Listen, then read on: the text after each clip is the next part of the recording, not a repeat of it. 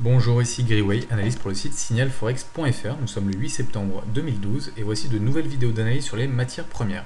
Donc après un été plutôt plat sur les marchés, nous avons eu ces derniers temps une actualité très chargée, avec notamment l'intervention des directeurs des banques centrales, donc les banques centrales américaines et européennes, avec Ben Bernanke qui s'est exprimé la semaine passée en envisageant de possibles assouplissements monétaires avec une nouvelle vague de quantitative easing. Il s'intéressait particulièrement aux chiffres de l'emploi publiés hier, donc vendredi, avec une publication à 96 000 créations d'emplois, contre un consensus à 125 000 et un précédent à 141 000. Donc tout ceci participe finalement à de la spéculation sur une nouvelle vague de quantitative easing. Plus important encore, c'était jeudi avec la conférence de M. Draghi qui a été particulièrement suivie par les marchés. Celui-ci annonçait de nouvelles mesures qui étaient des premières en Europe, avec notamment une intervention massive de la BCE par le biais de rachats obligataires, donc au niveau des obligations de 1 à 3 ans, avec l'objectif de réduire le spread des obligations souveraines européennes. La petite particularité de cette opération, c'est qu'il n'y a pas de plafond, c'est une opération à moyens illimités, donc une injection potentielle de liquidité très importante qui était tout de suite pricée par les marchés avec un optimisme général sur les indices et plus particulièrement sur les métaux précieux, avec des investisseurs qui, pour se protéger face à une inflation potentielle, se sont détournés des valeurs conventionnelles et se sont retournés plus particulièrement vers les métaux précieux, donc l'or et l'argent, qui sont des valeurs refuges historiquement. Voilà, donc petite particularité également sur cette intervention, il y avait la promesse de stérilisation des liquidités par le biais donc des rachats obligataires. Ce mécanisme finalement est assez flou, nous ne savons pas comment ils vont s'y prendre, toujours est-il que ça participe un petit peu à cette spéculation sur une possible inflation, donc cela profite aux métaux précieux. Voilà, ça sera tout pour l'actualité récente. Bien sûr, il y a eu d'autres événements que vous avez pu suivre, avec notamment des rencontres avec la chancelière allemande, l'Espagne, les déclarations de la Bundesbank qui est toujours un petit peu en désaccord avec la Banque Centrale Européenne, un fossé qui se crée entre la Bundesbank et la chancelière allemande.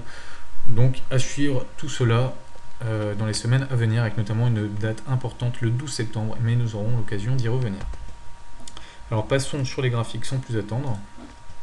Voici le graphe du pétrole WTI. Donc nous avions une correction donc depuis les 105, environ 105.50 jusqu'à la zone des 78, vers le bas du range au niveau des 80.70. Un range de distribution de quasiment 35 points, car le haut du range se situe au niveau des 117 points. Voilà, ça c'était juste pour mémoire. Les cours ont rebondi sur la zone des 80. Nous étions passés à l'achat à l'époque, rappelez-vous, au niveau des 82.30. Si vous regardez mes anciennes vidéos, l'objectif de moyen terme était les 95.50 qui a été atteint, et avec une possibilité de réintégrer la zone des 100 $. Bon, actuellement nous évoluons dans un range de distribution situé entre 97.50 et les 94 $ le baril. Les déclarations de jeudi donc ont profité à l'augmentation, à la hausse des cours du WTI, donc qui ont une belle chandelle haussière là, en fin de semaine, qui sont passés de 94 à 96.40. Je m'attends à une continuation de cette tendance de court terme jusqu'au haut du range de distribution sur les 97.50. Voilà, donc là actuellement je privilégie un trading dans ce range, donc on short au niveau de la résistance et on achète en long au niveau des 94.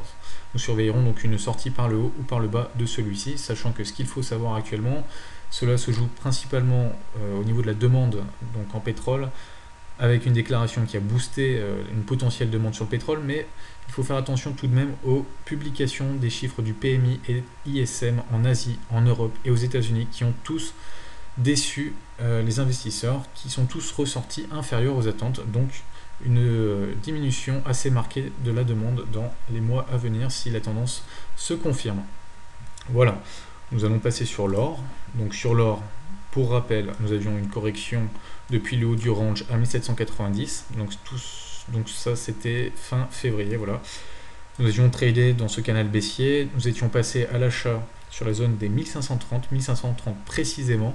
Si vous avez suivi mes anciennes vidéos, certains d'entre vous étaient sortis sur la zone des 1620 en attendant une cassure claire et nette de la zone des 1630 et plus particulièrement du bas du range, du bas du canal haussier de moyen terme qui faisait office de résistance. Donc nous attendions une cassure de ce niveau en weekly, ce qui s'est déroulé avec notamment une cassure. Donc qu'est-ce que c'est que cette ligne rouge que vous voyez là? C'était le haut du triangle d'indécision que nous connaissions depuis septembre 2011.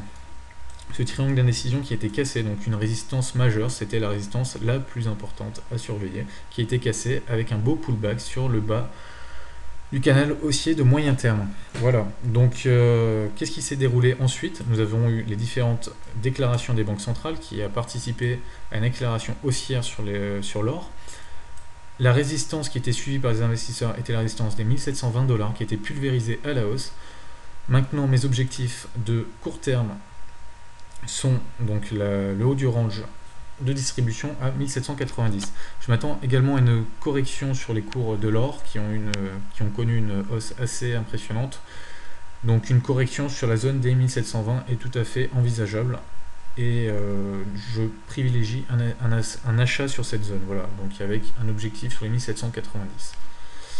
Avec un stop tout de même assez serré, donc ça c'est à votre convenance.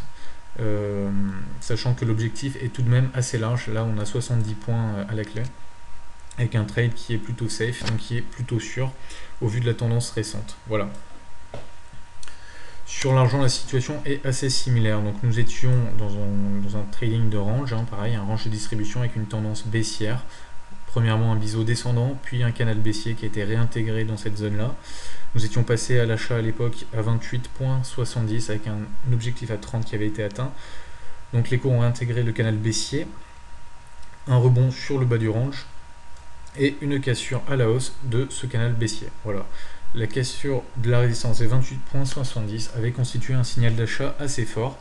Là, qu'est-ce qui s'est passé dernièrement? Je skip les dernières résistances qui m'intéressent moins, c'était le déroulement de l'été. Voilà, donc récemment, nous avons cassé, donc pulvérisé comme sur l'or, la résistance des 33. Donc même scénario. Là, je m'attends à une continuation de la tendance haussière vers le haut du range des 35,50. Donc pareil, à mon avis, elle ne se fera pas en ligne droite. Il y aura une correction sur la zone des 33. Et nous pourrions envisager un achat sur cette zone pour aller chercher les 35,50. Voilà, ça sera tout pour aujourd'hui. Dans les semaines à venir, je vais reprendre des vidéos sur un rythme hebdomadaire, donc j'aurai l'occasion de vous proposer des analyses techniques plus précises avec des objectifs plus clairs. Là, c'est des objectifs assez larges. Nous pourrions envisager des tradings sur des laps de temps plus courts. Donc nous allons voir cela tous ensemble.